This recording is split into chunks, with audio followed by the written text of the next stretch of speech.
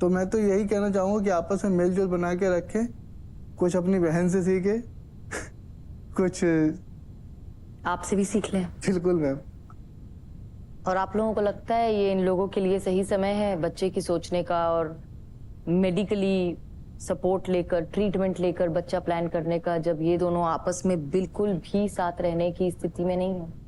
ये एक तीसरे के लिए सोचेंगे तब जाके ये नेचर थोड़ा पॉजिटिव होगा ना, नहीं तो अपने अपने ये अपने अग्रेशन में रहेंगे, ये अपने नेचर में रहेंगे, तो कुछ बात बन नहीं रही है इसमें। लेकिन मुझे समझ नहीं आता है हमारे देश में हमेशा यही क्यों सोचा जाता है कि अगर कुछ चीजें ठीक नहीं चल रही हैं, कितनी भी खराब हो गई हो, तो बच्चा कर लेते हैं, बच्चा आएगा सब ठीक हो जाएगा। वो कोई जादू की पुड़िया साथ लेकर आता है क्या?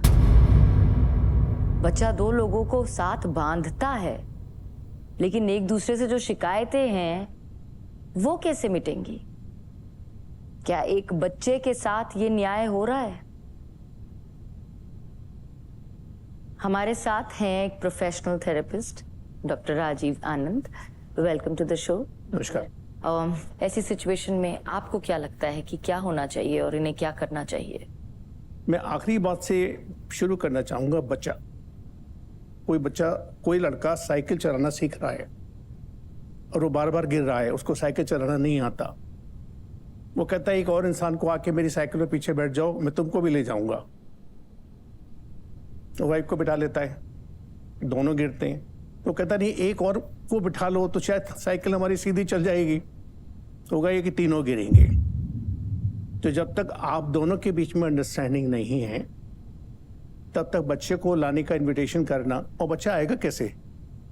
बच्चा तो आप दोनों के लविंग यूनियन का, लविंग बिहेवियर का एक प्रोडक्ट है, खाली बॉडी के अप्रोक्सीमेशन का नहीं है। बहुत बड़ी गलतफहमी है।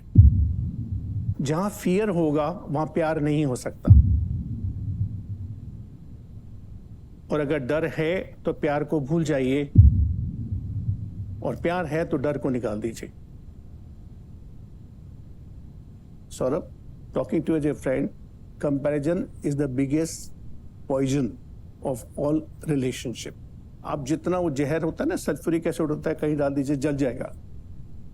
आप जितनी बार कंपैरिजन यूज करेंगे उतनी बार आपकी शादी का फैब्रिक जल रहा है, खत्म हो रहा है।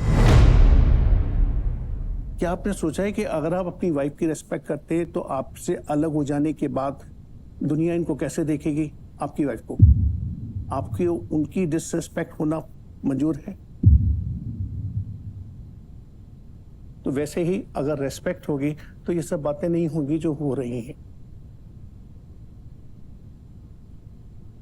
तो अपने अंतर मन में जाके अंतर मंथन करिए, क्या वर्ड है, इंट्रोस्पेक्शन करिए कि कहाँ कुछ चूक रहा है जो हम शब्दों के जाल में उसको ला नहीं पा रहे हैं। हम उसको कई बार एग्रेशन में, एब्यूज में या धमकी में ला रहे हैं, और हम खुद अपने को ही धोखा दे रहे हैं। सोचिएगा। Thank you so much sir. Poonam, thank you. आप वहां बैठ सकती हैं।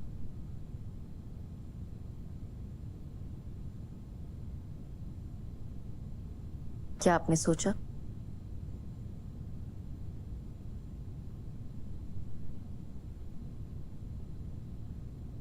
जैसा कि सर ने कहा है, बात तो मुझे ठीक लगी।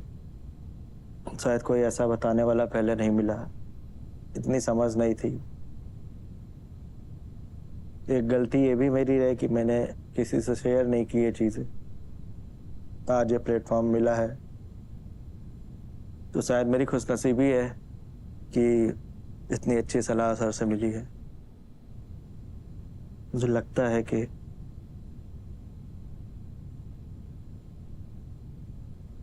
करना चाहिए, हमें कोशिश करें।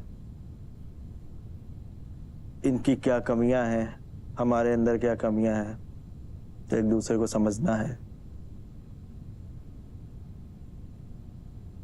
मेरा माइंड तो चेंज हुआ है, मैं कोशिश करूंगा अपने आप को चेंज करने की। तो आप दीप्ति से पूछ सकती हैं बाकी। दीप्ति जी, अब जैसा कि सब सामने आया है कि इनको मेरी कुछ आदतें नहीं पसंद हैं, तो अगर उस चीज़ से रिश्ता बिगड़ रहा है तो जैसा कि सर ने बताया कि डिवोर्स एक आखिरी रिश्ता समाधान नहीं है कि हम लोग अलग हो जाएं। अगर साथ रहने से कुछ अच्छा हो रहा होगा तो पूरी कोशिश करेंगे अपनी तरफ से 100% देने की कि अलग ना हो। और आपको लगता है जो इन्होंने कहा कि ये बदलने की कोशिश करेंगे, अपने आप पे कंट्रोल करेंगे, ये कर सकेंगे? उम्मीद पे दुनिया कायम है, और जैसा कि इनके बारे में जितना अभी तक 3 सालों में जाने हैं, तो मुझे लगता है कि अगर ये अपने मन से कोशिश करेंगे तो वो चीज़ कर सकते हैं।